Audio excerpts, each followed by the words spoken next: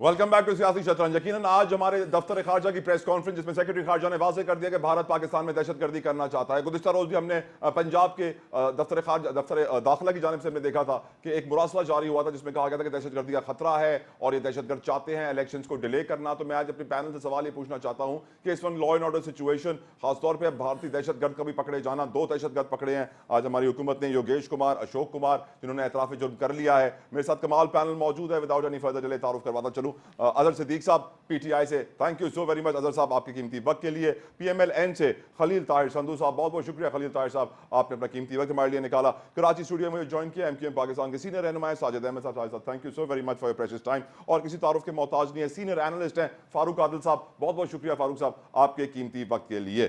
सबसे पहले अजहर सिद्दीक साहब आपसे पूछ लेते हैं, क्योंकि इस वक्त जो बात करें अगर अमनो अमान की तो पीटीआई के लिए तो सबसे ज्यादा बुरे हालात हैं। आपकी नजर में जो लॉ एंड ऑर्डर सिचुएशन है, और आज जो हमारे दफ्तर खारजा की प्रेस कॉन्फ्रेंस थी जिसमें कहा गया कि भारत दहशतगर्दी करना चाहता है पाकिस्तान में और कंटिन्यूसली कर रहा है और हमने उनके 2 दहशतगर्द पकड़ लिए हैं, तो अजहर सिद्दीक साहब आपकी नजर में ये लॉ एंड ऑर्डर सिचुएशन किस कदर खतरनाक है और इलेक्शन पर क्या असरात मुरतब करेगी?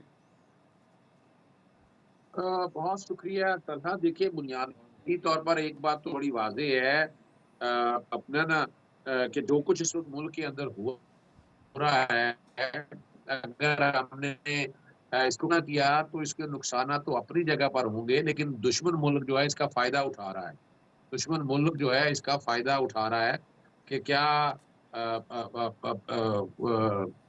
यानी हम अपने अंदरूनी और बैरूनी हालात कंट्रोल कर सकेंगे। हमने इलेक्शन सर के ऊपर है और हम इलेक्शन को मैनेज कर पाएंगे। वो भी नजर आ रहा है कि इलेक्शन हम मैनेज नहीं कर पा रहे। और तकलीफ बात यही है कि ना इन्होंने किसी ने पॉजिटिवली लिया। अगर यही इलेक्शन वक्त पे करा दिए होते तो शायद पाकिस्तान के ऐसे हालात ना होते। यानी जो कहा गया था 90 दिन के अंदर, नवंबर के अंदर अगर इलेक्शन हो गए होते तो हम सारे कुछ हालात बेहतरी की तरफ जा चुके थे। अगर ना सही तो पंजाब और खैबर पख्तूनख्वा के इलेक्शन यहाँ वक्त पे करा दिए होते तो वो, और उसका भी आपको एडवांटेज बहुत मिलना था। अब डिले किया है, नुकसान उठाया है, तो भुगतना तो पड़ेगा, लेकिन साथ हमें सवाल। और दूसरी देखिए, एक बात देखिएगा ना, अगर ये मुत्तखिब हुकूमत पहले की आ गई होती तो हालात कुछ और होने थे, तरीकाकार कुछ होना था। आपकी पार्लियामेंट वजूद के अंदर होनी थी, पार्लियामेंट में बैठ के डिबेट हो रही होनी थी, डिस्कशन हो रही होती, और अपने बायलैटरल इशू, मल्टीपल इश्यूज, ये सारे इश्यूज बैठकर आप डिस्कस कर रहे हो रहे, और अवाम के एतमाद की पार्लियामान को सामने रखकर हम लेकर चलते यकीनन आगे। यकीनन और इन्होंने इसका फायदा उसी कॉन्टेक्स्ट में बेहतरी की तरफ जाना ये था। सही अजहर साहब, पॉइंट टेकन सर। अब नून लीग का भी इस पर मौक़िफ़ जान लेते हैं। खलील ताहिर साहब, नवाज शरीफ साहब बड़ा कम निकल रहे हैं जलसों में और बिलावल साहब भी उनको ललकारते हुए नजर आ रहे हैं कि शेर शिकार करने के लिए नहीं निकल रहा। क्या लॉ एंड ऑर्डर सिचुएशन की वजह से नहीं निकल रहे हैं, इसलिए शहबाज शरीफ को बाहर भेज रहे हैं सर? बहुत शुक्रिया। जो अजहर सदीक साहब मेरे सीनियर है, जो फरमा रहे थे कि अपना पहले इलेक्शन हो जाते और या 2 सूबों भी हो जाते, मेरे लिए तो बहुत काबिल एहतराम है और मेरे सीनियर भी हैं। लॉ की कॉन्स्टिट्यूशन की स्कीम ही नहीं है। 224 के तहत आप सारे उसके सेक्शन पढ़ लें और 256 पॉइंट आए पाकिस्तान का कि अगर एक काम 90 डेज में होना और नहीं होता तो वो उसको अनकॉन्स्टिट्यूशनल डिक्लेयर नहीं किया जा सकता। नंबर 1। नंबर 2, ये किस तरह से हो सकता है कि 2 सूबों में आप इलेक्शन करा दें, मरकज में कोई और गवर्नमेंट हो और कल को जब मरकज में इलेक्शन हो तो वो दोनों सूबे उस गवर्नमेंट की मदद करे? ऐसे नहीं होता। अवामी राय को आप नजरअंदाज नहीं कर सकते। ठीक सर। नंबर 2, जो अभी आप बता रहे कि खतरा बाहर से, खतरा तो होगा, बिल्कुल होगा। इसलिए होगा कि जब हम अपने लोग, हमारे अपने, अभी ईरान का हुआ तो गालन फ्लोज ब्रिगेड है, जो उन्होंने सारी अपनी आर्मी को गालियां निकालना शुरू कर दी, पूरा सोशल मीडिया भरा था। और इससे पहले जो कुछ 9 मई को किया, जब भारत या कोई और दुश्मन मुल्क ये देखेगा कि इनके तो अपने लोग अपनी फौज पे हमले कर रहे हैं, उनको शह मिलेगी और इसके असबाब ढूंढने पड़ेंगे ना। क्यों हम? दूसरा, जंगें हमेशा कौमें लड़ती हैं। अगर खुदा ना करे, खुदा ना करे, खुदा ना करे, मैं 3 दफा कह रहा हूँ, ऐसी बात होती है भारत की तरफ से, उसमें मैं, अजहर सदीक साहब और हम सब मिलकर एक महाज पे खड़े होंगे, चाहे जो मर्जी इख्लाफात होते हैं, सियासी भी होते हैं, दूसरे भी होते हैं, लेकिन मुल्क की बुनियाद पर, मुल्क की कीमत पर कोई किसी किस्म का इख्तलाफ जो है वो नहीं रखा जा सकता।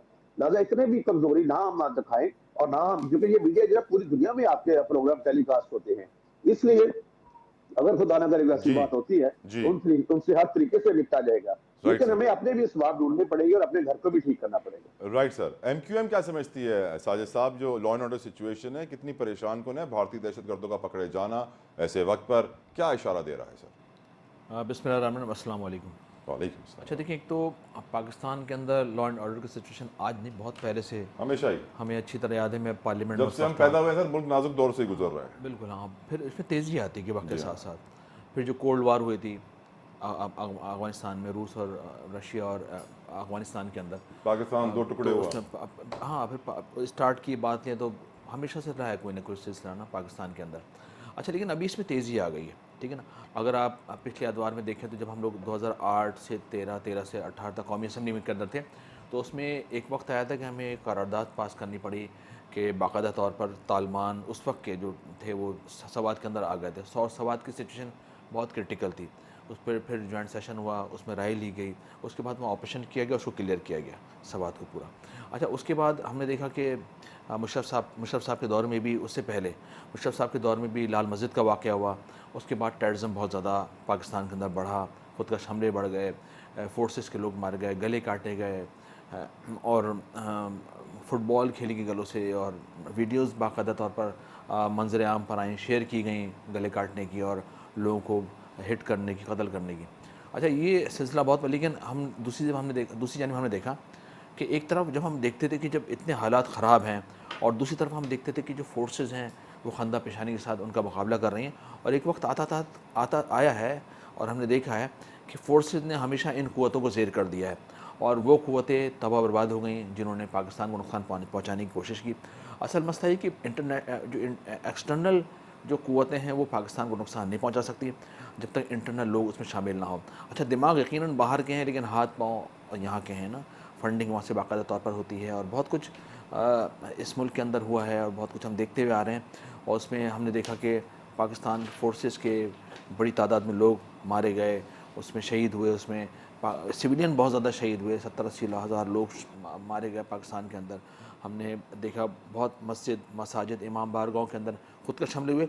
लेकिन फिर भी एंड में इसका एंड ये होता था कि फोर्सेस इन चीज़ों को कुर्बानी के बाद कंट्रोल कर लेती थी।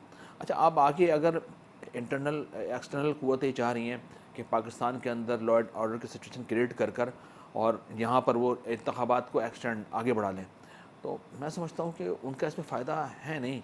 कोई फ़ायदा नहीं है इलेक्शन तो होने हैं, 6 महीने बाद हो जाएंगे, 5-8 महीने बाद हो जाएंगे, इलेक्शन होने ही तो फिक्स है, तय है। और मेरे ख्याल में इलेक्शन हो जाने चाहिए ये, क्योंकि बहुत, एक तो जो केयर टेकर सिस्टम है वो एज़ पर लॉ तो 3 महीने के लिए आना चाहिए, 90 दिन के लिए, और उसके बाद फौरी तौर पर उनको इंतखाबात करवा के आगे जाना चाहिए। बहुत ज़्यादा लॉन्ग पीरियड हो गया है। जितना ज़्यादा लॉन्ग होगा, जितना ज़्यादा ये इलेक्शन आगे बढ़ते जाएंगे, उतनी ज़्यादा सियासी सूरत हाल पाकिस्तान के अंदर वो ख़राब होती चली जाएगी, लोगों के खदशात बढ़ते चले जाएंगे।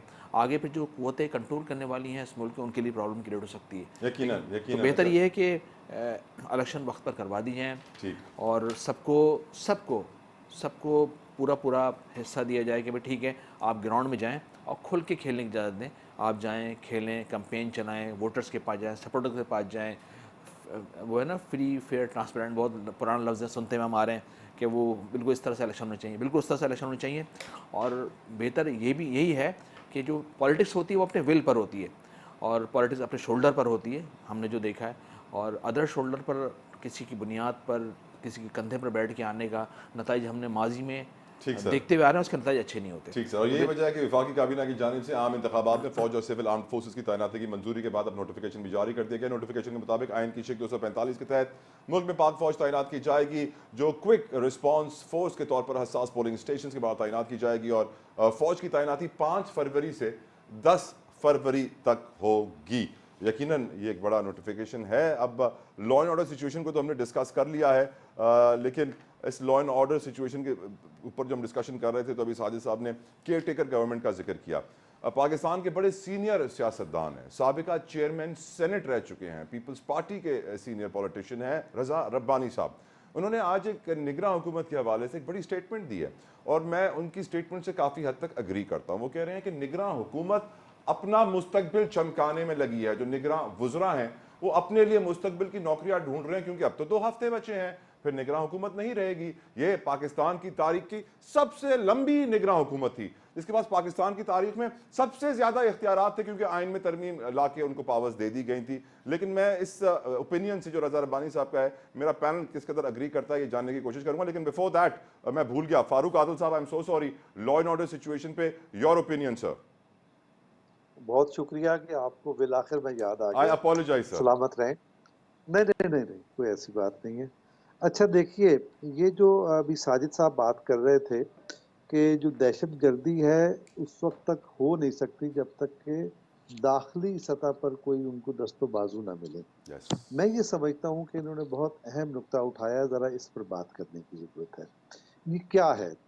देखिए, इंडिया क्या कर रहा है, इंडिया क्यों इलेक्शन रोक रहा है? अगर इलेक्शन रुकेगा तो पाकिस्तान में क्या होगा? अदम इलेक्शन इस्तेहकाम। रुकेगा तो जाहिर है कि अदम इस्तेहकाम पैदा होगा। इसके अलावा क्या होगा? इसके अलावा ये होगा कि पाकिस्तान का फ्लैगशिप एक प्रोजेक्ट है मईशत के इस्तेहकाम का, उसका ताल्लुक है इकनॉमिक कॉरिडोर से और ओबोर से, चाइना इकनॉमिक कॉरिडोर से। तो 2018 में जो हुकूमत इक़्तिदार में आई थी, उसके एक मुशीर थे तिजारत के रज़ाक दाऊद साहब, उन्होंने खड़े होते ही इकनॉमिक कॉरिडोर को पर कुछ सालिया निशान बना दिया था। फिर ये मंसूबे मुंजमद कर दिए गए। क्यों किए गए? क्योंकि उस पर बाज़ आलमी ताकतें जो थीं वो मुतमईन नहीं थी, वो नहीं चाहती थी कि पाकिस्तान में इस ज़रिए से इस्तेहकाम आए। तो अब आप ये देखें कि दहशतगर्दी कनाडा में भी हुई है और भारत में वो दहशतगर्दी कराई है। उसके फुटप्रिंट्स बरतानिया में भी पकड़े गए हैं, अमेरिका में भी पकड़े गए हैं। लेकिन बैनुल-अक़वामी ज़राए इब्लाग ये बताते हैं कि ये सारी आलमी ताकतें, अमेरिका और दीगर आलमी ताकतें सरफ़ नज़र करती हैं इंडिया से। क्यों सरफ़ नज़र करती हैं? वो इसलिए सरफ़ नज़र करती हैं कि चीन का रास्ता रोकने के लिए भारत को एक एजेंट के तौर पे इस्तेमाल किया जा सके। तो भारत उसे ब्लैकमेल करता है और अपने मकासद भी हासिल करता है और उनके एजेंट का किरदार भी अदा करता है। अब अगर हम इस वक्त इलेक्शन मुलतवी हो जाते हैं खुदा न खास्ता एक हादसे की सूरत में, तो उसके नतीजे में हम इस्तेहकाम से भी महरूम हो जाएंगे और पाकिस्तान की मईशत जो माजी में एक साजिश के तहत डिफ़ॉल्ट करने की कोशिश की जा रही थी, हम दोबारा डिफ़ॉल्ट के दहाने पर जा खड़े होंगे और इकनॉमिक कॉरिडोर जो हमारे मुस्तकबिल का मंसूबा है वो तबाही से दो चार हो जाएगा। अब आप ये देखें कि भारत का मंसूबा और पाकिस्तान के अंदर से कुछ लोगों के मफादात बाहम मुश्तरक हो रहे हैं। तो साजिद साहब ने बिल्कुल दुरुस्त कहा कि भारत की इस साजिश को पाकिस्तान के अंदर से मौक़े मिल रहे हैं। एक बात मैं आपने अपने इब्तिदाइये में ज़िक्र किया बिलावल भुट्टो और 36% नौजवानों के वोट का। इसमें कोई शुबा नहीं कि बिलावल भुट्टो की शख्सियत करिश्माती है और उनके ख़ानदान की एक तारीख़ है, जमहूरियत के लिए उनकी कुर्बानियाँ हैं और बिलावल भुट्टो जो पंजाब में जाके इलेक्शन कैंपेन कर रहे हैं, ये भी एक तारीख़ी वाक़या है और इससे पीपल्स पार्टी जो जिस पर एक ये इल्ज़ाम लग गया था या एक बैंड लग गया था कि ये एक सिंध की अंदरूनी सिंध की जमात बन के रह गई है, तो वो उस तासुर से निकलेगी पीपल्स पार्टी। तो इसके लिए बिलावल भुट्टो जरदारी को वेलकम भी करना चाहिए, उनकी तारीफ भी करनी चाहिए। Agreed. लेकिन जहाँ तक ये बात है कि जो नौजवान वोटर है उनकी तरफ मुतवज्जो हो रहा है, वो मेरे ख्याल में इस पर हमें ज़रा असर नौ गौर करने की ज़रूरत है। आई बोर का जो ताज़ा सर्वे आया है उसमें बिलावल भुट्टो हमें तीसरे नंबर पर नज़र आते हैं। 45% मकबूलियत नवाज शरीफ की है और 52% पाकिस्तानी अवाम ये कह रहे हैं कि नवाज शरीफ ही हुकूमत बनाएंगे, मुस्लिम लीग नून हुकूमत बनाएगी।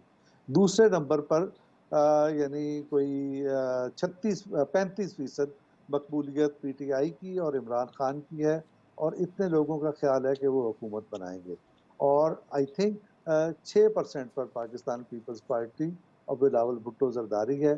तो हमें ज़रा इस राइट किस्म सर, का स्टेटमेंट देखते हुए राइट ज़रा सर, हकायक पर नज़र डालनी चाहिए। Right sir. एक ब्रेक का मुझे कहा जा रहा है, ब्रेक लेते हैं, वापस आके तीन बड़े तारीखी जुमले हैं आज सियासतदानों की ज़बान से जो निकले हैं। आप यकीनन रज़ा रब्बानी साहब की स्टेटमेंट मैंने आपके सामने रखी कि निगरान वज़ीर अपना करियर बना रहे हैं। मौलाना फजलुर रहमान कहते हैं आज की सियासत शरई नहीं है और साथ साथ शाहिद खाकान अब्बासी साहब की बड़ी इंपॉर्टेंट स्टेटमेंट कि इलेक्शन से मुल्क के मसाइल हल नहीं होंगे। तफसील ब्रेक के बाद।